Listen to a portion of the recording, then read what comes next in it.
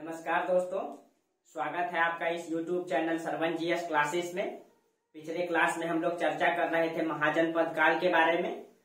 पिछले 2 दिनों से जो है कि हम आप लोगों को वीडियो नहीं दे पा रहे थे, कुछ समस्या हो गई थी कुछ काम की वजह से। चलिए, लेकिन आप लोगों का क्लास कंटिन्यू होता रहेगा, मिलता रहेगा आप लोगों को वीडियो। आप लोग चिंता न करें, डेली आपका क्लास मिलते रहेगी। कुछ समस्याओं की वजह से 1-2 दिन से आपका वीडियो नहीं जा रही थी, लेकिन फिर कंटिन्यू मिलेगी। तो हम लोग पिछले क्लास में महाजनपद काल के बारे में पढ़ रहे थे, ठीक है। तो चलिए, तो आज हम लोग महाजनपद काल के बारे में देखते हैं। हाँ, जिनको भी मेरा नोट्स चाहिए, इसमें आपका जो भी क्लासेस होती है उनका नोट्स मिल जाती है। आप मेरा टेलीग्राम ग्रुप में जुड़ जाएं। टेलीग्राम ग्रुप का डिस्क्रिप्शन में लिंक रहता है, उसमें आप जुड़ जाएं और उसमें जो है कि जुड़ जाइएगा तो आपको प्रतिदिन नोट्स मिलता रहेगा, ठीक है। चलिए, तो हम लोग आगे चर्चा करते हैं। फिर तो हम लोग महाजनपद काल के बारे में पढ़ रहे थे, ठीक है। देखेंगे हम महाजनपद काल के बारे में चर्चा करेंगे। आज इन 16 महाजनपद को पहले देख लेते हैं, फिर हम लोग देखेंगे इन 16 महाजनपद में ये जो हमारा मगध है, ये हमारा बिहार की धरती, ठीक है। ये मगध महाजनपद जो है ये पूरे सभी महाजनपद को जीत करके एक बड़ा साम्राज्य स्थापित करेगा। देखेंगे क्या कारण रहता है मगध में, इन 16 में मगध का साम्राज्य क्यों इतना बड़ा रहता है। फिर एक समय मगध से ही सत्ता संचालित करेंगे मौर्य वंश, जो कहीं न कहीं आज के वर्तमान में 6 से 7 देशों में अपना साम्राज्य को विस्तारित किए थे वर्तमान के, ठीक है। इतने बड़े क्षेत्र में संचालन किए थे उन्होंने और एक मतलब के बेहतरीन सिस्टम को उन्होंने लागू किया था। उन सब के बारे में चर्चा करेंगे। आज पहले हम इन 16 महाजनपद के बारे में बता देते हैं। 16 महाजनपद की स्थिति क्या है, वहां के राजा कौन है, स्थान कहाँ कहाँ था, उनके बारे में एक एक करके चर्चा कर देते हैं। चलिए, तो आज हम लोग देख लेते हैं एक एक करके। पहले हम लोग देख लेते हैं काशी के बारे में, ठीक है। एक एक करके सबको देखेंगे। देखिए ये काशी, ठीक है। काशी को देखिए, ये जो काशी है, ठीक है, जब ये उत्तर प्रदेश में पड़ती है काशी। ये आपका वरुणा नदी और एक नदी है असी नदी, वरुणा और असी नदी, ठीक है। इन्हीं दोनों के बीच में पड़ता है। इसी दोनों से नाम पड़ा है आपका जो वाराणसी है, वाराणसी जो है, इसी वाराणसी का जो नाम पड़ा है वाराणसी, इसी मतलब की नदी के नाम से पड़ा है, वरुणा और असी, और इसी के संगम पे पड़ता है ये वाराणसी आपका, ठीक है, यहीं पे पड़ता है। अब देखिए, ये जो हमारे काशी है, उस समय जो काशी के, ये हम 600 BC की घटना की उल्लेख कर रहे हैं, ठीक है। 600 BC आपको बोले थे। वैदिक काल जो 1500 से 1000 BC रहा है। उत्तर वैदिक काल 1000 से लेकर के 600 BC रहा है, और उसी 600 BC में जनपद से महाजनपद का निर्माण होने लगा था।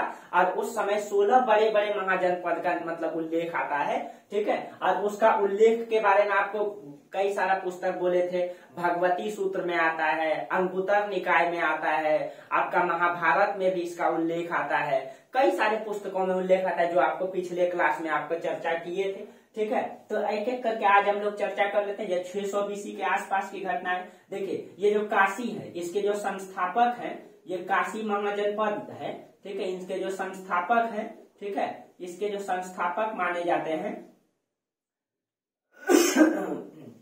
उस समय राजा थे इनका देवोदास, ये इसके संस्थापक माने जाते हैं, राजा देवोदास, ठीक है, संस्थापक माने जाते हैं। लेकिन जो वर्तमान में राजा है 600 BC में महाजन, ये पहले के राजा हैं जिन्होंने काशी को स्थापित किया था। जिस समय वो मतलब कि महाजनपद नहीं बना था, वो जनपद था। लेकिन वर्तमान में राजा कौन है, जबकि ये मतलब महाजनपद बन गया। वर्तमान में यहाँ के राजा थे ब्रह्मदत्त, ठीक है, ये राजा थे ब्रह्मदत्त वर्तमान में। और कहा जाता है काशी के अंतर्गत 3 महाजनपद था। 3 महाजनपद जो है काशी के अंतर्गत था। ये आपका कौन कौन सा, यहाँ पे अगर देखें तो ये आपका काशी है, ये आपका काशी है, ये आपका मगध, ये आपका कौशल और ये आपका वत्स, ये तीनों काशी के अंतर्गत था, ठीक है। तो काशी के अंतर्गत जो है आपका मगध भी था, कौशल भी था, और ये आपका वत्स भी था, ये तीनों किसके अंतर्गत था, ये तीनों काशी के अंतर्गत, ये तीनों काशी के अंतर्गत। राजा कौन है, ब्रह्मदत्त, ठीक है। कहा जाता है कि ब्रह्मदत्त ने उस समय जो है काशी के, ये जो कौशल है, ठीक है, ये जो आपका कौशल है, ये यहाँ पे है कौशल, ठीक है, यहाँ लिख दिए हैं, ठीक है। एक तरफ देखिए, यहाँ लिख देते हैं, घटना बताते हैं आपको। ये ब्रह्मदत्त जो है ये काशी के राजा हैं, और एक तरफ आपको कौशल लिखते हैं, कौशल। ठीक है, कहा जाता है कि कौशल में कौशल के राजा हुआ करते थे उस समय दीक्षित। यहाँ के राजा, कौशल के राजा हुआ करते थे दीक्षित। कौशल के राजा थे उस समय दीक्षित। जिस समय राजा दीक्षित थे कौशल में, उसी समय ब्रह्मदत्त ने, ये काशी का राजा थे, काशी के राजा ब्रह्मदत्त ने इसी दीक्षित को पराजित करके कौशल को अपने अधीन काशी में मिला लिया था। ठीक है, कौशल को अपने अंतर्गत काशी में मिला लिया था यहाँ। ठीक है, उसके बाद कहा जाता है कि जब राजा दीक्षित, ठीक है, जब राजा दीक्षित को पराजित करके कौशल को काशी में मिला लिया था, काशी किसके अंतर्गत आ गया, सॉरी कौशल किसके अंतर्गत आ गया, काशी के अंतर्गत। लेकिन कहा जाता है इसके बाद यहाँ का राजा बनता है राजा कंस। राजा कंस, राजा कंस ने जो है, यहाँ का राजा जब कंस बनता है, ठीक है, तो इन्होंने क्या करता है, राजा कंस ने ये ब्रह्मदत्त को पराजित कर देता है, ये ब्रह्मदत्त को पराजित कर देता है और कौशल को, काशी को जो है अपने अधीन कर लेता है। ये कंस ने किसको, काशी को पराजित कर देता है, काशी के राजा ब्रह्मदत्त को, और कौशल के अंतर्गत काशी को मिला लेता है। यानी कि अब काशी किसके अंतर्गत हो गया, अब काशी कौशल के अंतर्गत हो गया। कहानी एक एक करके समझना है। अब काशी किसके अंतर्गत हो गया, काशी जो है कौशल के अंतर्गत हो गया। ठीक है, एक एक करके आप अगर समझ में नहीं आए वीडियो पीछे करके देखिए। ठीक है, सब समझ में आ जाएगा। तो अब काशी किसके अंतर्गत आ गया, कौशल के अंतर्गत आ गया। और कंस के बाद जो है यहाँ के राजा बनते प्रसेनजीत। प्रसेनजीत, यही प्रसेनजीत राजा हैं। ठीक है, यही प्रसेनजीत राजा है जो कि बुद्ध के हम उम्र हैं, गौतम बुद्ध के समकालीन हैं। कहा जाता है इसी समय राजा जब प्रसेनजीत यहाँ शासन कर रहे थे कौशल में, ठीक है, इसी समय गौतम बुद्ध इसी प्रसेनजीत के उम्र के बराबर थे। गौतम बुद्ध का जन्म यहाँ पे लुम्बिनी में हुआ था, जो आपका नेपाल में पड़ता है, लुम्बिनी। ठीक है, लुम्बिनी में हुआ था। देखिए आपको बताते हैं, ये जो आपका प्रसेनजीत है, ये मतलब ये कहते हैं, ये प्रसेनजीत कहते हैं कि हम जो है ना, गौतम बुद्ध भी 80 वर्ष के, हम भी 80 वर्ष के हैं। इसका मतलब उल्लेख आता है कि हम भी 80 वर्ष के हैं, वो गौतम बुद्ध भी 80 वर्ष के, हम भी क्षत्रिय, बुद्ध भी क्षत्रिय। ठीक है, मतलब इस तरीके से उल्लेख आता है प्रसेनजीत का। ठीक है, यानी कि यही प्रसेनजीत राजा हैं जो कहाँ के हैं, कौशल के हैं। और यही कौशल के अंतर्गत श्रावस्ती आता था। ये जो आपका श्रावस्ती है, ठीक है, इसी के अंतर्गत आता था। कपिल वस्तु, ये सॉरी कपिल वस्तु, ये कपिल वस्तु जो है, कपिल वस्तु, ये कपिल वस्तु जो है ना, ये आपका यहाँ काशी पड़ता है और यहाँ कपिल वस्तु है। ये कपिल वस्तु कौशल के अंतर्गत था, कौशल के अंतर्गत था। यही कपिल वस्तु के लुम्बिनी के वन में जो है गौतम बुद्ध का जन्म हुआ था। ठीक है, गौतम बुद्ध का, और इसी ये काशी के राजा जब कौशल के राजा प्रसेनजीत हैं, ठीक है, तो गौतम बुद्ध यहाँ एकदम मतलब प्रसेनजीत के उम्र के बराबर है यहाँ पे। ठीक है, तो उन सब घटनाओं पर चर्चा करेंगे। तो यहाँ के राजा थे प्रसेनजीत। ठीक है, अब देखिए इसका तुलना हम कर देते हैं मगध से। ठीक है, अब इधर हम लिख देते हैं मगध। ठीक है, इधर हम लिख देते हैं मगध। देखिए इधर लिखेंगे यहाँ पे तो ज्यादा उलझुल हो जाएगा। ठीक है, तो इधर हम मगध को लिख देते हैं। देखिए कहा जाता है ये जो आपका मगध है, ये जो आपका मगध है, ठीक है, मगध और अंग का तुलना कर देते हैं। और इधर आपका अंग है, ये देखिए ये अंग। ठीक है, पहले मगध को देख लेते हैं, फिर अंग को देखेंगे। ठीक है, देखिए ये मगध में कहा जाता है जब हर्यक वंश आएंगे, ठीक है, हर्यक वंश, मगध में हर्यक वंश आएंगे। ये जो हर्यक वंश है इसके संस्थापक कौन थे, बिंबिसार। बिंबिसार, ये बिंबिसार यहाँ के शासक रहेंगे बिंबिसार, और यहाँ कौशल के शासक रहेंगे राजा प्रसेनजीत। ठीक है, ये दोनों बराबर के हैं। ठीक है, तो ये हमारा ये काशी है बीच में, ये काशी है। तो ये बिंबिसार ने क्या किया था, बिंबिसार जो अपना साम्राज्य का जब विस्तार कर रहे थे, ठीक है, तो इन्होंने सबसे पहले तो कहा जाता है अंग को जीता।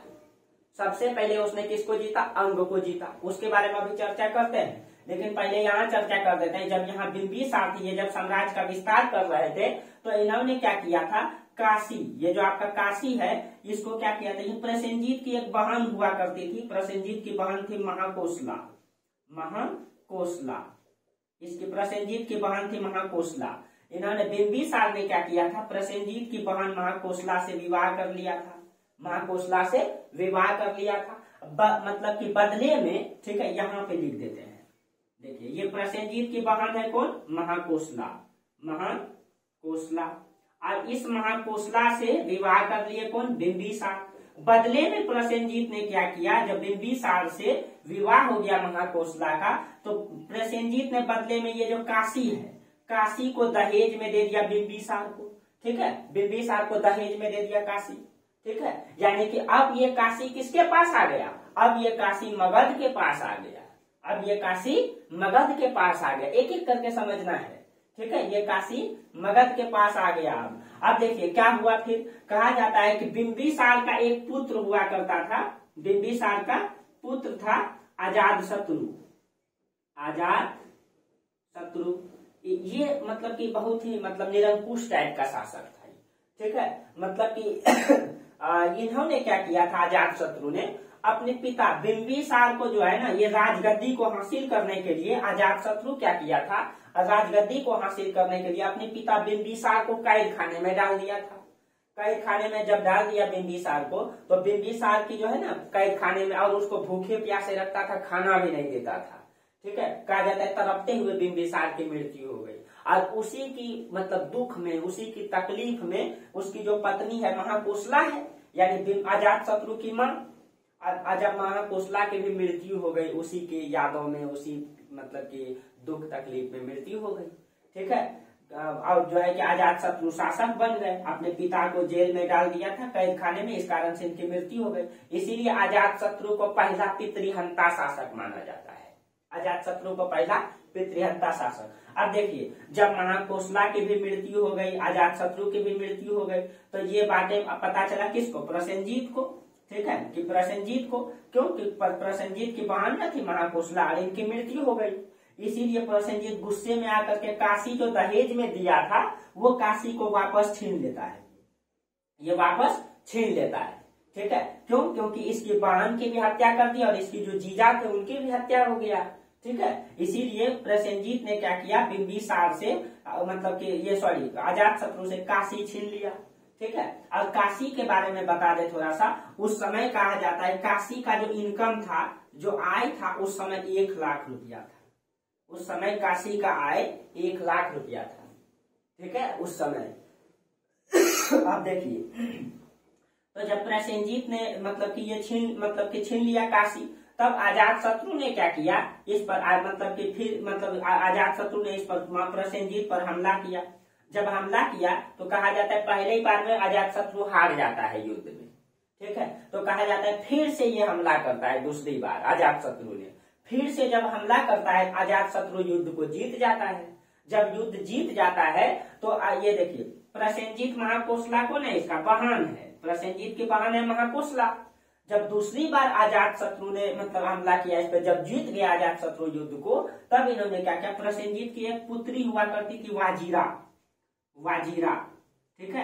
इन्होंने फिर से अजातशत्रु ने प्रस्ताव किया कि आप अपनी पुत्री का विवाह हमसे करा दीजिए, ठीक है। तो वाजीरा की विवाह जो है अजातशत्रु से हो गया। और फिर बदले में दहेज में काशी मिल गया अजातशत्रु को, यानी कि अंततः दहेज में मतलब काशी किसके पास आ गया, मगध के पास आ गया, ठीक है। और ये देखिए ये एक नई परंपरा थी, साम्राज्य विस्तार का एक नई परंपरा थी, विवाह परंपरा, जिसको कि मतलब हर्यक वंश के शासक बिंबिसार ने जन्म। आपको पूरा हर्यक वंश जब पढ़ाएंगे तो उसमें और डिटेल से चर्चा करेंगे, ठीक है। तो बिंबिसार ने एक नई परंपरा को जन्म दिया था कि विवाह की परंपरा को, साम्राज्य का विस्तार करने के लिए उन्होंने विवाह परंपरा को जन्म दिया था, ठीक है। तो देखिए अब आप लोग यहाँ तक समझ गए होंगे अंततः क्या हुआ कि बिंबिसार से जो है अजातशत्रु के पास काशी रह ही गया, ठीक है। प्रसेनजीत की पुत्री वाजीरा से विवाह हो गया, ठीक है। ये है आपका इसकी।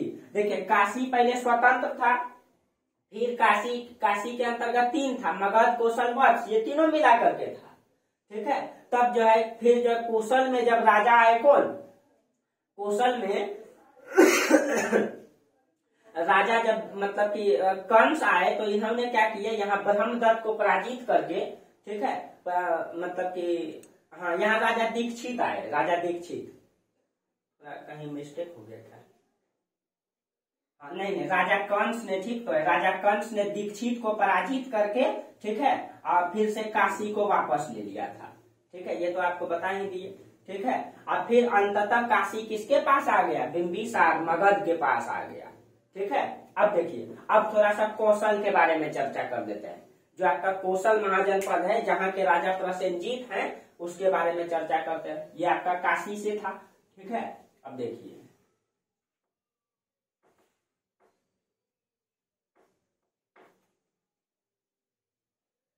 ये आपका फिर कौशल,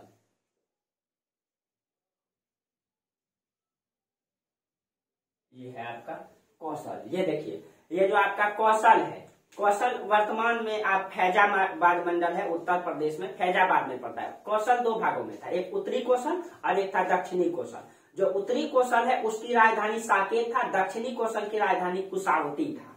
तो ये जो कौशल है, ठीक है, ये वर्तमान उत्तर प्रदेश के फैजाबाद मंडल में पड़ता है। ये वर्तमान उत्तर प्रदेश के फैजाबाद मंडल, फैजाबाद, ठीक है, ये फैजाबाद मंडल में पड़ता है। ठीक है, और ये कौशल दो भागों में विभाजित था। ये दो भागों में था, एक आपका उत्तरी कौशल और एक आपका दक्षिणी कौशल, दो भागों में विभाजित था। उत्तरी कौशल और उत्तरी कौशल की राजधानी साकेत और दक्षिणी कौशल की राजधानी कुशावती था। ठीक है, ये देखिए, इसकी राजधानी साकेत उत्तरी कौशल की, दक्षिणी कौशल की राजधानी कुशावती, कुशावती। ठीक है, अगर कौशल के बारे में चर्चा करें, ठीक है, तो आपको बताए कि यहीं के राजा जब प्रसेनजीत हुआ करते थे, ठीक है, यहीं पे ये इक्ष्वाक वंश से थे। ठीक है, यहीं पे हुआ करते थे इक्ष्वाक वंश, इक्ष्वाक वंश, यही वंश है ना, मतलब राम भगवान माने जाते हैं। ठीक है, यही इक्ष्वाक वंश, और इसी में, ठीक है, इसी के राजा राम हुआ करते थे। ठीक है, राम, और इसी में बाद में राजा वर्तमान में जो है आपका कौन है? प्रसेनजीत, प्रसेनजीत माने जाते हैं, इसी के राजा। ठीक है, राजा प्रसेनजीत, वर्तमान में राजा जो है यहाँ पे कौशल के राजा कौन है? प्रसेनजीत। और यही गौतम बुद्ध के हम उम्र है, यही जो है गौतम बुद्ध के क्या है? हम उम्र है। ये गौतम बुद्ध के उम्र के जस्ट बराबर है। इसी समय गौतम बुद्ध का जन्म वहां पे हुआ था। एक एक करके चर्चा करेंगे। ठीक है, अब देखिए, इस ये राजा प्रसेनजीत भी थे। ठीक है, और कपिल वस्तु, ये कपिल वस्तु जो है, ये जो आपका कपिल वस्तु है, जहाँ गौतम बुद्ध का जन्म हुआ, ये किसके अंतर्गत है? यही कौशल के अंतर्गत हुआ करता था कपिल वस्तु, कपिल वस्तु। और यही कपिल वस्तु में ना जन्म हुआ था बुद्ध का, बुद्ध का। तो देखिए, यहाँ पे आपका कपिल वस्तु है, ये आपका कौशल है, और यही कौशल के अंतर्गत कपिल वस्तु आता था। ठीक है, यही इसी का, यहीं पे लुम्बिनी के वन में एक, मतलब वन एक बगीचा था, वहीं पे, ठीक है, वहीं पे गौतम बुद्ध का जन्म हुआ था इसी के समय। अभी उसके बारे में अलग से चर्चा करेंगे। ठीक है, तो इसी समय ये गौतम बुद्ध के हम उम्र हैं। ठीक है, इन्होंने लिखा है, प्रसेनजीत जिस समय 80 वर्ष के थे, 80 वर्ष के, उस समय गौतम बुद्ध भी 80 वर्ष के थे। इनकी मृत्यु की समय की ये घटना है। इन्होंने एक बातें कही है कि हम भी क्षत्रिय है और गौतम बुद्ध भी क्षत्रिय थे, हम गौतम बुद्ध के हम उम्र हैं, हम भी 80 वर्ष के हैं, वो भी 80 वर्ष के हैं, वो भी क्षत्रिय, हम भी क्षत्रिय। ठीक है, ये उल्लेख आता है। ठीक है, कहा जाता है कि ये प्रसेनजीत हम उम्र थे उसके। ये सब तो चर्चा आगे भी करेंगे जब गौतम बुद्ध के बारे में डिटेल से चर्चा करेंगे। ठीक है, कहा जाता है यही कौशल में एक व्यापारी हुआ करता था। जब गौतम बुद्ध, ठीक है, बौद्ध धर्म का जब प्रचार कर रहे थे, तो एक व्यापारी हुआ करता था अनाथ पिंडक, अनाथ पिंडक। ठीक है, ये कहा जाता है अनाथ पिंडक ने, ये एक व्यापारी था, इन्होंने गौतम बुद्ध को एक विहार दान में दिया था। एक व्यक्ति था जैत, जैत से एक विहार खरीदा था, जैतवन विहार, जैतवन विहार। कहा जाता है कि ये अनाथ पिंडक एक व्यापारी था यहीं पे, कहाँ पे? कौशल में। ठीक है, और यही कौशल की जो राजधानी थी ये आपका ये तो अलग अलग भागों में थे ही। श्रावस्ती भी इसका मुख्य केंद्र हुआ करता था, श्रावस्ती। ठीक है, आपका नोट्स में मिल जाएगा श्रावस्ती। ठीक है, ये देखिए, हाँ, तो कहा जाता है कि जब कौशल जब आए थे गौतम बुद्ध, तो कौशल में जो है एक व्यापारी रहा करते थे अनाथ पिंडक। इन्होंने कहा जाता है कि जैत नामक व्यक्ति से एक विहार दान में दिया था खरीद करके गौतम बुद्ध को। कहा जाता है 80 करोड़ रुपया में, 80 करोड़ स्वर्ण मुद्रा में, ठीक है, मतलब एक विहार खरीदा था और इस विहार को दान दिया था गौतम बुद्ध को। ऐसे विहार का मतलब होता है घूरना, भ्रमण करना, टहलना, ये होता है। लेकिन यहाँ विहार का मतलब ये है कि जहाँ पे बौद्ध भिक्षु जो है ना रहते थे, ठीक है, मतलब बौद्ध धर्म में डिटेल से चर्चा करेंगे। जहाँ बौद्ध धर्म के अनुयायी रहते थे, संत रहते थे, उसी स्थान को विहार कहा जाता है। तो उसी में एक विहार अनाथ पिंडर नामक व्यापारी ने जैतवन विहार दिया था 80 करोड़ में खरीद करके उस समय गौतम बुद्ध को, यहीं पे, ठीक है। तो हाँ, ये जो आपका मतलब कि ये जैतवन विहार जो दिया था, ठीक है, ये श्रावस्ती में पड़ता है, जहाँ गौतम बुद्ध ने सबसे अधिक उपदेश दिए हैं, श्रावस्ती में पड़ता है। और श्रावस्ती को मतलब कि महेत भी कहा जाता है, और श्रावस्ती को सहेत भी कहा जाता है। तो सहेत और महेत श्रावस्ती के लिए इस्तेमाल किया जाता है, श्रावस्ती को सहेत और महेत भी कहा जाता है, ठीक है। ये ध्यान में रखिएगा कि श्रावस्ती को सहेत और महेत भी कहा जाता है। ये आपका कौशल से संबंधित घटना था, ठीक है, ये आपका कौशल से है, ठीक है। तो ध्यान में रखना है, ये आपका कौशल है। कौशल के अंतर्गत क्या था? काशी। लेकिन वर्तमान में काशी किसके पास चल जाएगा? मगध के पास, ठीक है। चलिए उसके बाद हम देखते हैं अंग महाजनपद। जो अंग महाजनपद है आपका, ठीक है, जो भागलपुर और मुंगेर, ठीक है, ये दोनों क्षेत्र जो पड़ता है आपका अंग महाजनपद, ठीक है। अंग जो सबसे पूर्वी महाजनपद है, अंग महाजनपद, महाजनपद, ठीक है। ये अंग की राजधानी जो है ना, इसकी राजधानी चंपा हुआ करती थी। अगर आप भागलपुर जानते होंगे तो भागलपुर में जो नाथ नगर के बाद जो है एक नाला है चंपा नाला, वर्तमान में वही जो चंपा नाला का क्षेत्र है वही चंपा था और वही राजधानी हुआ करता था इसका। भागलपुर से जस्ट 3 किलोमीटर समथिंग, 3-4 किलोमीटर आसपास होगा, ठीक है। तो ये नाथ नगर वाला रोड में, ठीक है, सुल्तानगंज नाथ नगर वाला रोड में ये पड़ता है, ठीक है, चंपा, इसकी राजधानी थी चंपा। ये जो अंग महाजनपद का विस्तार था वर्तमान में भागलपुर, ये वर्तमान में भागलपुर और प्लस में मुंगेर, ठीक है, यहाँ इसका विस्तार था। भागलपुर और मुंगेर में यही आपका अंग, जो महाजनपद का सबसे पूर्वी महाजनपद है, जो गंगा नदी के उत्तर में पड़ता था, ठीक है, सॉरी ये दक्षिण में पड़ता है, ठीक है। और कुछ विस्तार उत्तर में भी था इसका, कुछ विस्तार उत्तर में भी था, कुछ दक्षिण में भी था। ये क्षेत्र पड़ता है अंग महाजनपद में। कहा जाता है अंग महाजनपद को वाणिज्यिक नगरी भी कहा जाता है। वाणिज्यिक नगरी का मतलब कहीं न कहीं व्यापारिक केंद्र रहा होगा, ये समृद्ध नगर रहा होगा। अगर व्यापारिक केंद्र रहा होगा तो ये समृद्ध नगर भी रहा होगा न। इसको जो है, हाँ, ये इसके बारे में थोड़ा सा बता दें। ये जो अंग महाजनपद है, ठीक है, यहाँ जो सबसे पहले, यहाँ के जो सबसे पहले राजा थे, यहाँ के सबसे पहले अंग महाजनपद के सबसे पहले राजा थे ब्रह्मदत्त। और ये बिंबिसार से, देखिए थोड़ा सा तुलना कर देते हैं, ठीक है। अगर मान लीजिए यहाँ मगध है, ये आपका मगध है और इधर आपका अंग महाजनपद है, ठीक है। अंग महाजनपद में, ठीक है, यहाँ पे राजा वर्तमान में बिंबिसार है, बिंबिसार, ठीक है, बिंबिसार है। बिंबिसार से पहले यहाँ के राजा, बिंबिसार से पहले यहाँ के राजा हुआ करते थे ब्रह्मदत्त, यहाँ के राजा ब्रह्मदत्त हुआ करते थे। कहा जाता है मगध में उस समय भट्टीय वंश का राजा था। यहाँ पे जिस समय राजा यहाँ ब्रह्मदत्त थे, बिंबिसार यहाँ पहले, इससे पहले यहाँ पे भट्टी वंश का शासक था, भट्टी वंश, ठीक है। यहाँ पे पहले भट्ट वंश के राजा थे, ठीक है। अब देखिए ब्रह्मदत्त ने, कहा जाता है जब यहाँ ब्रह्मदत्त थे और यहाँ भट्ट वंश थे बिंबिसार के पहले, तो ब्रह्मदत्त ने भट्ट वंश को पराजित किया था और पराजित करके मगध को अपने में मिला लिया था। इसका मतलब है कि अंग के राजा ने मगध को जीता था, अंग के राजा ने मगध को जीता था। लेकिन बाद में कहा जाता है हर्यक वंश के राजा, ये बिंबिसार, ये भट्ट वंश है, बाद में भट्ट वंश के बाद यहाँ पे हर्यक वंश आता है और हर्यक वंश के पहले राजा थे बिंबिसार। बिंबिसार जब यहाँ हर्यक वंश के राजा आते हैं, ठीक है, तो उस मतलब कि ब्रह्मदत्त के बाद यहाँ के राजा आए थे दधिवाहन, ठीक है, दधिवाहन। जब यहाँ के राजा आए थे, ये जैन धर्म के अवलंबी थे, दधिवाहन जैन धर्म को मानते थे, ठीक है। तो दधिवाहन, तो बिंबिसार ने क्या किया था, उसी समय इसको जीता था, अंग को।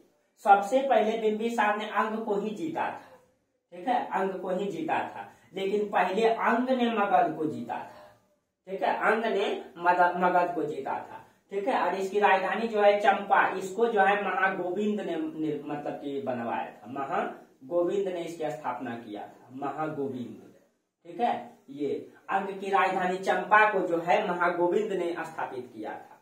ठीक है, चलिए तो ये है आपका। ठीक है, उसके बाद देखिए, उसके बाद एक देखते हैं हम लोग चेदी महाजनपद। ठीक है, ये आपका चेदी है, ये चेदी महाजनपद को हम लोग देखते हैं। ठीक है, चलिए अब चेदी को हम लोग देखते हैं। आप लोगों को समझ में आ रहा होगा। जहां समझ में नहीं आए आप लोग कमेंट कीजिए।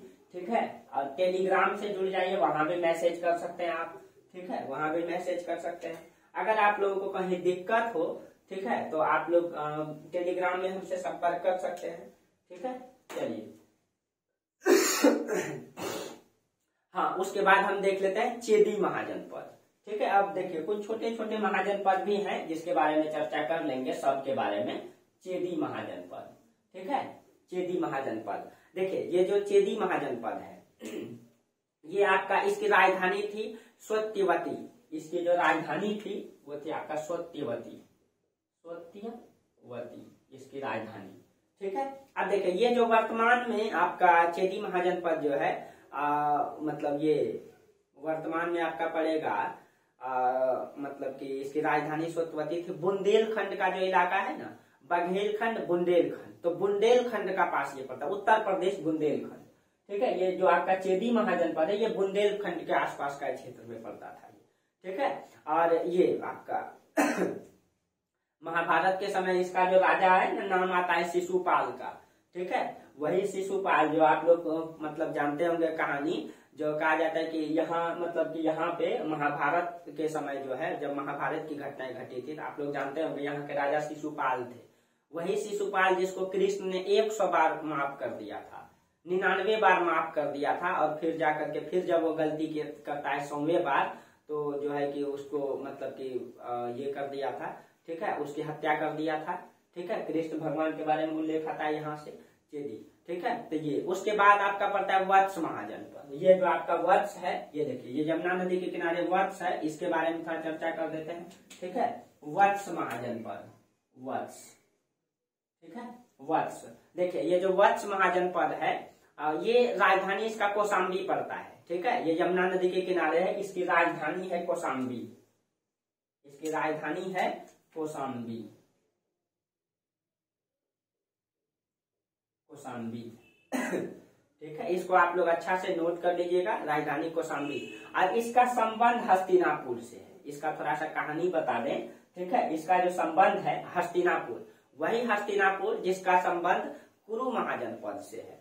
ठीक है, ये जिसका संबंध, इसका जो संबंध है किससे, हस्तिनापुर, हस्तिनापुर से है। और ये हस्तिनापुर का संबंध किससे है, ये कुरु महाजनपद से है। आपको बोले थे कि ये कुरु पहले जनपद हुआ करता था, इस पे जब कुरु मिल गया, ठीक है, तो ये दोनों जब मिल गया तब ये कहलाया महाजनपद, महाजनपद। और कहा जाता है कि जब कुरु महाजनपद जब मिल गया दोनों, ठीक है, तो कहा जाता है यहाँ पे राजा हुआ करता था, राजा नीचज, नीचज।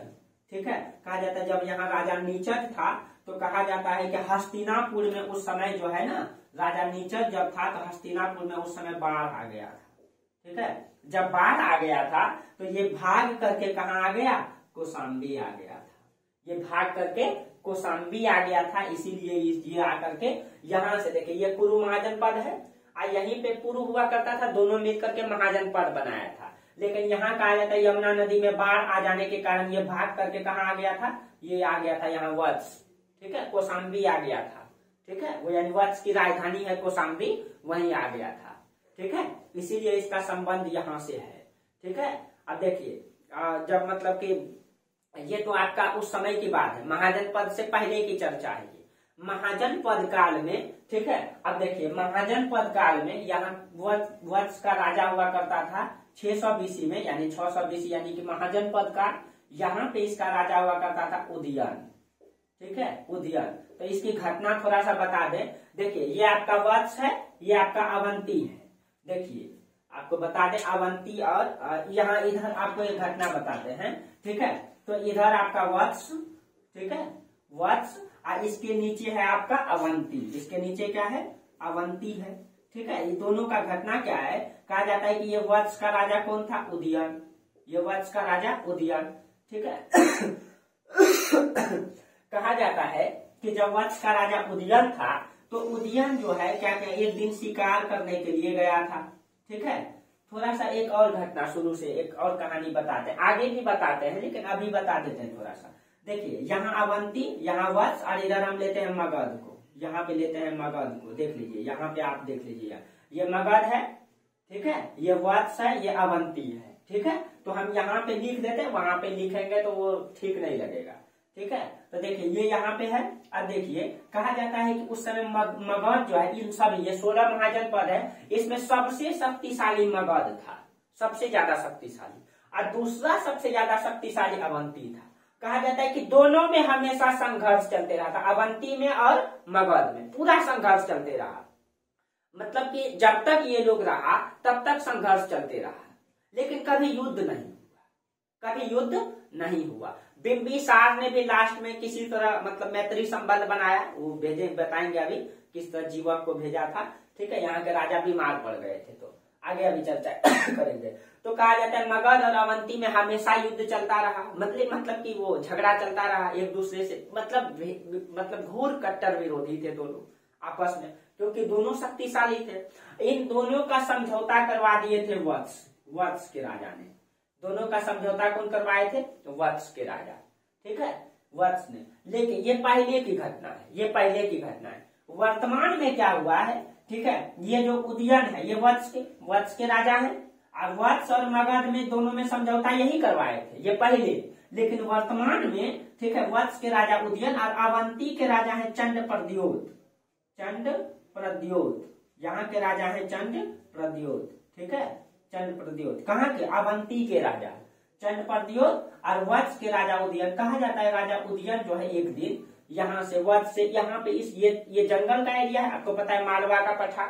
ठीक है, मालवा का पठार और बुंदेलखंड, बघेलखंड। ठीक है, ये विंध्याचल पहाड़ी, ये इलाका पहाड़ी इलाका है। ठीक है, नदी की इलाका, यहाँ जंगल में शिकार, ये चंबल की नदी है, ये चंबल घाटी जो है। ठीक है, यही आपका चंबल घाटी है, ये आपका चंबल नदी है। ठीक है, ये चंबल घाटी है जंगल में। कहा जाता है उदयन एक दिन जो है शिकार करने के लिए आया था, अवंती के क्षेत्र में आ गया, मिस्टेक से आ गया होगा।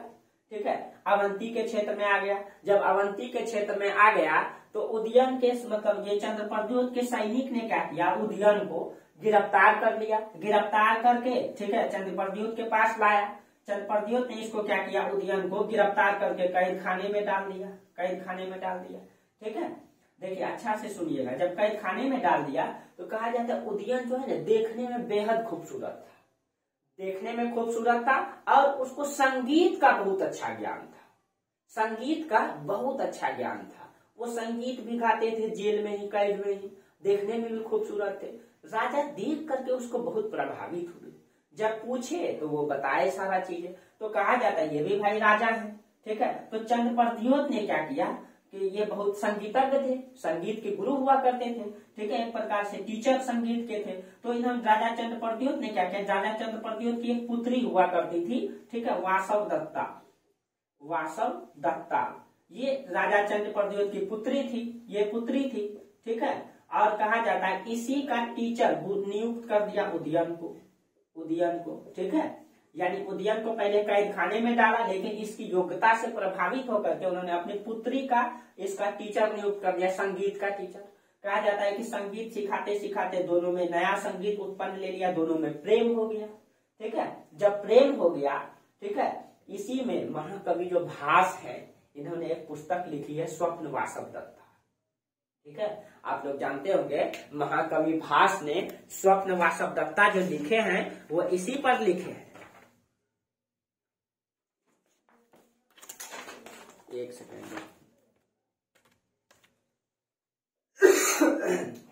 हाँ, तो वासव दत्ता और उदयन दोनों में जब प्रेम हो जाता है, ठीक है, तो दोनों विवाह भी करते हैं। ठीक है, दोनों का विवाह भी करा दिया जाता है।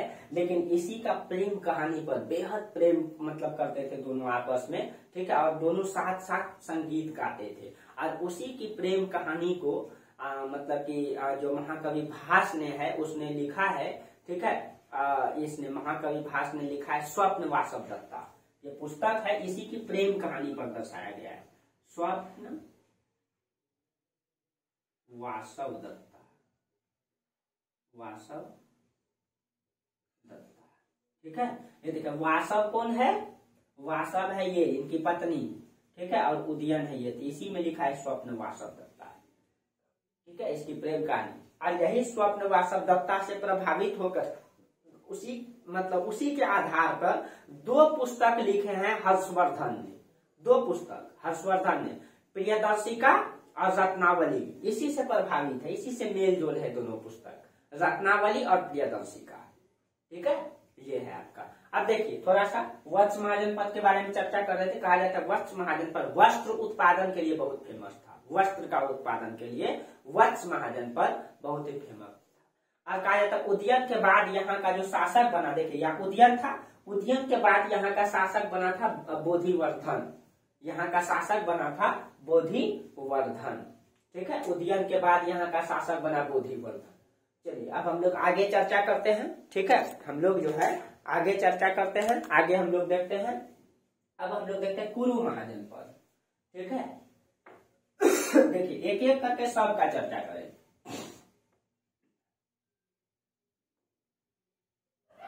तो हम लोग जो है देख लिए कौन, ये हम लोग देख लिए अवंती के बारे में थोड़ा सा चर्चा किए, कौशल के बारे में चर्चा किए, मगध के बारे में किए, अंग के बारे में किए, वत्स हो गया, ठीक है। अब हम लोग पढ़ते हैं कुरु के बारे में, ठीक है, एक एक करके सबके बारे में देखते हैं। कुरु महाजनपद, ये आपका कुरु, तो आपको पहले ही बता चुके कि कुरु पहले जनपद हुआ करता था, जब इसमें कुरु मिल गया तो दोनों महाजनपद बना लिया। इसकी राजधानी हुआ करती थी हस्तिनापुर, ठीक है, इसकी राजधानी हुआ करती थी हस्तिनापुर, हस्तिनापुर, ठीक है, इसकी राजधानी। अब वर्तमान में अगर ये देखा जाए, इसका जो वर्तमान में विस्तार था, अगर यहाँ पे देखें तो इधर उत्तर प्रदेश में मेरठ का इलाका इसमें आता था, उत्तर प्रदेश का मेरठ, आपका दिल्ली और राजस्थान जो हरियाणा है, सॉरी इधर आपका देखिए, अगर आप मैप को सही से देखेंगे, मान लीजिए ये ऐसे हरियाणा है, ये हरियाणा है, एकदम ऐसे करके दिल्ली है, ये आपका हरियाणा के मतलब चारों तरफ मतलब दिल्ली का ये है, छोटा सा दिल्ली है हरियाणा के अंतर्गत, यानी ये पूरा हरियाणा है, ये दिल्ली है। और इधर आपका उत्तर प्रदेश है, उधर उत्तर प्रदेश, तो इधर जो उत्तर प्रदेश का मेरठ का इलाका, इधर मतलब कि हरियाणा का थानेश्वर है, ये दिल्ली, ठीक है, ये तीनों इसी में आता था, कुरुक्षेत्र में आपका, ठीक है। तो थानेश्वर आता था, थानेश्वर, उधर आपका मेरठ और आपका दिल्ली,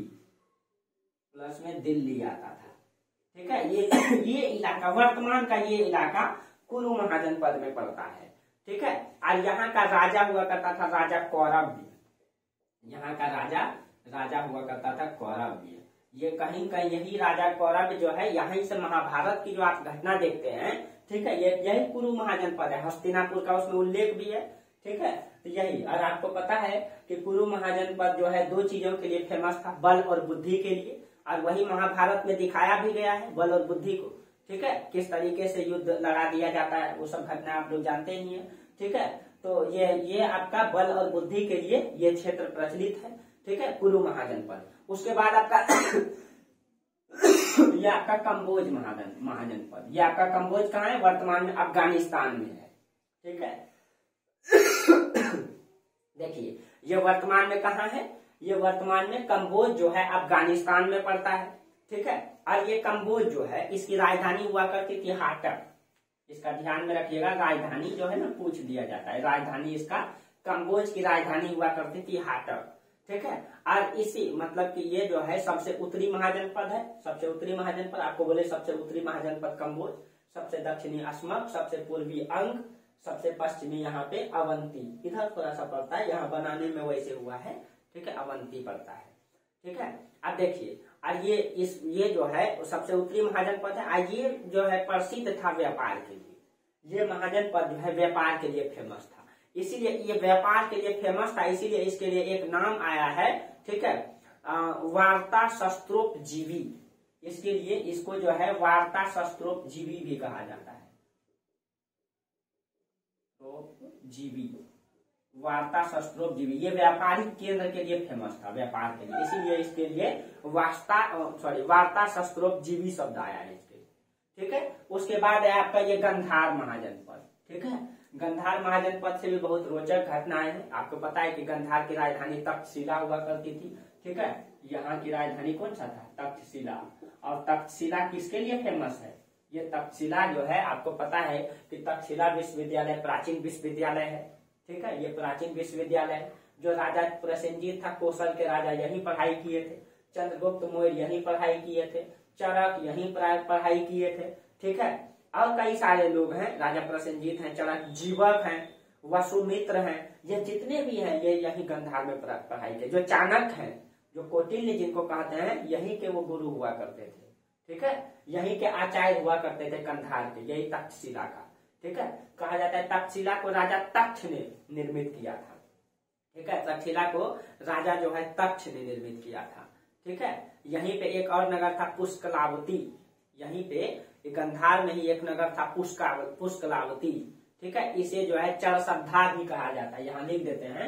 यही गंधार के पास एक मतलब क्षेत्र था, नगर था पुष्कलावती, और इसको जो है चरसद्धा भी कहा जाता है, चरसद्धा, ठीक है। इसको चरसद्धा भी कहा जाता है, ठीक है। अब देखिए आपको ये शिक्षा के लिए बहुत फेमस, वहाँ गणित की शिक्षा, मतलब कि चिकित्सा की शिक्षा, प्लस में वहाँ पे मतलब युद्ध की शिक्षा दिया जाता था, उन सब के बारे में बताया जाता था। जितने भी बड़े बड़े विद्वान हुए, कौटिल्य जैसे, प्रसेनजीत, ये सब के सब वहीं पढ़ाई किए थे, ठीक है। और यही के थे कौटिल्य जिन्होंने मतलब कि जिसके सहयोग से चंद्रगुप्त मौर्य जो है मौर्य साम्राज्य का नींव डालेंगे, यही मगध से, ठीक है। यही मगध से, जो आगे आपको कहानी बताएंगे, ठीक है। तो ये शिक्षा के लिए बहुत ही फेमस था, ठीक है। और इस समय जो यहाँ के राजा थे वो थे पुष्करसेन। यहाँ के राजा वर्तमान में इस समय राजा थे पुष्करसेन, ठीक है। आप लिख लीजिएगा, लिख देते हैं यहाँ पे, पुष्करसेन यहाँ के राजा थे, पुष्करसेन यहाँ के राजा, ठीक है। अब देखिए हाँ, एक बात ये भी उल्लेख आता है कि ये गंधार के राजा पुष्करसेन ने अवंती को पराजित किया था, अवंती को, ठीक है। अवंती को पराजित किया था, ये उल्लेख आता है। देखिए, अगर गंधार यहाँ से अवंती को पराजित करता है, इसका मतलब है कहीं न कहीं गंधार जो है किसी यहाँ के आसपास का सहयोग लिया होगा। क्यों लिया होगा? क्योंकि यहाँ से आकर के यहाँ के लोगों को ये पराजित नहीं कर सकता है डायरेक्ट, क्योंकि ये इसको आसानी से तब ये पराजित कर देगा। इसका मतलब है गंधार जो है इसको पराजित किया था, कहीं कहीं किसी का सहयोग लिया होगा। तो इसका उल्लेख भी आता है, हाँ, गंधार के राजा जो है पुष्करसेन ने मगध में एक दूत भेजा था, मगध में एक दूत भेजा था, इसका उल्लेख आता है, ठीक है। पुष्करसेन, ये मतलब कहा जाता है कि जब पुष्करसेन जो है गौतम बुद्ध के दर्शन के लिए ये स्वयं पैदल चल करके यहाँ आ गए थे, गौतम बुद्ध के दर्शन के लिए यहाँ, ठीक है। गौतम बुद्ध के दर्शन के लिए वहां से वो पैदल आ गए। आगे आपको कहानी जब पढ़ाएंगे गौतम बुद्ध का, बेहतरीन लगेगा आपको, ठीक है। बस अभी आप इन सब चीजों को जानते रहिए, ठीक है। क्षेत्रों को जानिए, लोकेशन समझिए, ठीक है, कौन कहाँ क्षेत्र है, और यही आपको आगे काम में आएगा। सबसे बड़ा चीज है मैप में आपको याद रखना, ठीक है। और आपको अगर मैप आता है कहीं दिक्कत नहीं होगा। चलिए अब हम लोग देखते हैं पंचाल महाजनपद। ये जो आपका पंचाल है, ये पंचाल भी दो भागों में था, उत्तरी पंचाल, दक्षिणी पंचाल। उत्तरी पंचाल की राजधानी अहिच्छत्र और दक्षिणी पंचाल की राजधानी कामपिल्ली था, ठीक है। तो देखिए अब हम लोग देखते हैं किसके बारे में, आपका पंचाल के बारे में। बस खाली क्षेत्र को आप समझते रहिए, ठीक है। कहानी को बताएंगे एक एक करके। अभी देखिए पंचाल, ये पंचाल जो है ना दो भागों में विभाजित था, ठीक है। ये उत्तरी और दक्षिणी में, उत्तरी और दक्षिणी। ये जो उत्तरी पंचाल है इसकी राजधानी हुआ करता था अहिच्छत्र, और जो दक्षिणी पंचाल है इसकी राजधानी कामपिल्ली हुआ करता था, ठीक है। दोनों, और कहा जाता है दोनों के बीच में एक नदी थी, अचिरावती नदी, ठीक है। इन दोनों के बीच में अचिरावती नदी, वर्तमान में इसको राप्ती नदी कहा जाता है, राप्ती नदी इसको कहा जाता है। इसका सीमा बनाता था दोनों का, ठीक है। यहाँ का राजा था चूलानी ब्रह्मदत्त। यहाँ के जो राजा थे, यहाँ के राजा चूलानी ब्रह्मदत्त, चुलानी ब्रह्मदत्त यहाँ के राजा थे, चुलानी ब्रह्मदत्त। ठीक है, ये आपका ये आपका पंचाल है। ठीक है, यहाँ पे आपका पड़ता है। ठीक है, तो ये ध्यान में रखना है। उसके बाद एक राजा है आपका सूरसेन। ये देखिए, ये आपके मथुरा वाला क्षेत्र सूरसेन जो आपका यमुना नदी के किनारे है। ठीक है, मथुरा वाला क्षेत्र। चलिए, तो आप देखते हैं हम लोग सूरसेन के बारे में, एक एक करके समझ लीजिए छोटे छोटे क्षेत्रों को सिर्फ। ठीक है, अब देखिए सूरसेन, इसकी राजधानी है आपका मथुरा। इसकी जो राजधानी है वो है आपका मथुरा। मथुरा है इसकी राजधानी, सूरसेन की राजधानी है मथुरा। और यहाँ का राजा है अवंती वर्मन। यही यहाँ का राजा जो है, ये यहाँ का राजा कौन है? अवंती वर्मन। अवंती वर्मन। ठीक है, यहाँ का राजा है अवंती वर्मन। और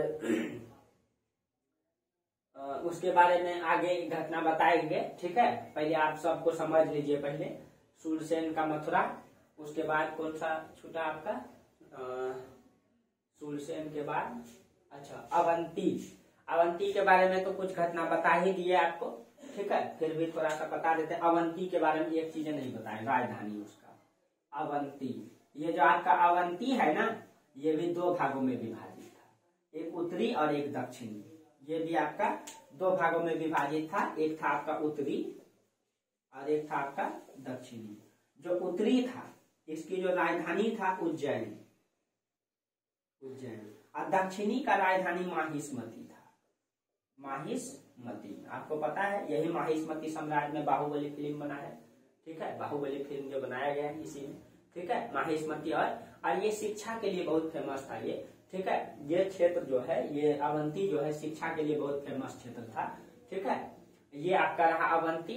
ठीक है, और आपका मत्स्य छूट गया। ठीक है, मत्स्य के बारे में थोड़ा सा चर्चा कर। हाँ, वज्जीसंघ और मल्ल। मत्स्य, वज्जीसंघ, मल्ल। देखिए, जो आपका मत्स्य है, ठीक है, ये जो आपका मत्स्य है, मत्स्य, ये आपका मत्स्य जो पड़ता है, ये आपका राजस्थान में पड़ता है। ठीक है, मत्स्य जो पड़ता है, ये आपका वर्तमान के राजस्थान में पड़ता है। ये वर्तमान के राजस्थान में पड़ता है। ठीक है हाँ, उसके बाद आपका मल्ल और वज्जीसंघ। आपको इसके बारे में चर्चा भी किए थे पिछले क्लास में। ठीक है, इसके बारे में पिछले क्लास में भी चर्चा किए थे, मत्स्य और मल्ल के बारे में, कि वही दोनों था जो गणराज्य भी था। ठीक है, जो है, एक सेकेंड,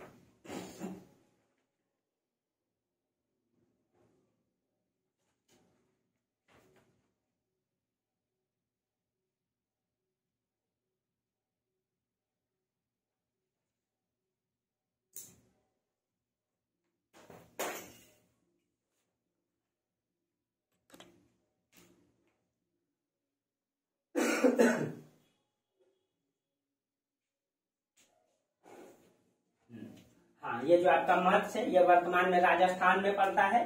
ठीक है, वर्तमान में राजस्थान। इसकी जो राजधानी थी वो थी आपके विराटनगर। विराटनगर, इसकी राजधानी विराटनगर। और इसके जो राजा थे वो राजा विराट। ठीक है, ये वर्तमान में राजस्थान के जो अलवर डिस्ट्रिक्ट का आसपास है ना, अलवर के आसपास का क्षेत्र में ये फैला हुआ था, अलवर डिस्ट्रिक्ट। ठीक है, उसके बाद आपका कौन है? वज्जीसंघ। देखिए, ये जो वज्जीसंघ है, इसके अंतर्गत 8 राज्य शामिल था। इसके अंतर्गत 8 छोटे छोटे गणराज्य मिल करके वज्जीसंघ का निर्माण किया था। ये इसके अंतर्गत 8 शामिल था। उसी में आपका लिच्छवी था, विदेह था, वज्जी था, वो सब मिला करके 8 संघ मिला करके वज्जीसंघ का निर्माण कर किया था। ठीक है, और इसका मगध का वज्जी संघ में भी संघर्ष को आगे आपको पढ़ाएंगे, जब हरियक वंश पढ़ाएंगे इसमें आगे तो पढ़ाएंगे। ये जो वज्जी संघ है आपका, वज्जी संघ, ये जो है मतलब कि इसका जो दक्षिण है, ये आपका देखिए गंगा नदी से लेकर के उत्तर में नेपाल का जो तराई का इलाका है, ये आपका नेपाल है। ये नेपाल का तराई इलाका था, ये फैला हुआ था। अब पूरब में ये वाला जो बीच में सीमा दी है, ये आपका गंडक नदी है। बिहार का सबसे पूर्वी नदी यही गंडक नदी है, यही इसका सीमा बनाती थी, और ये गंडक नदी। ठीक है, और ये 8 संघ मिलकर के निर्माण किया था। ठीक है, इसका मगध का संघर्ष को आगे आपको दिखाएंगे। उसके बाद देखिए, ये जो आपका मन है, ये भी गणराज्य हुआ करता था। ठीक है। इसमें भी मतलब कि बहुत सारे मिला करके 7-8 मिला करके ये भी मल्ल मतलब कि संघ का निर्माण किया था। ठीक है, ये दोनों संघ था और इन दोनों का सीमा बनाता था ये गंडक नदी। ये जो आपका बीच में है ना, ये आपका गंडक नदी है। गंडक नदी जो बिहार की सबसे पूर्वी नदी है, बिहार का उत्तर में गंगा में मिलने वाली उत्तर में सबसे पूर्वी नदी है ये गंडक। ठीक है, इन दोनों का सीमा यही बनाती थी, गंडक नदी, वज्जी संघ का और मल्ल का। ठीक है, मल्ल का और वज्जी संघ का ये संघ का निर्माण किया था।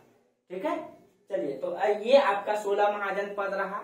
ठीक है, 16 महाजनपद कल आपको बताएंगे। अब आप 16 महाजनपद के बारे में जान लिए। अब देखिए ये 16 महाजनपद आपस में संघर्ष कर रहे हैं।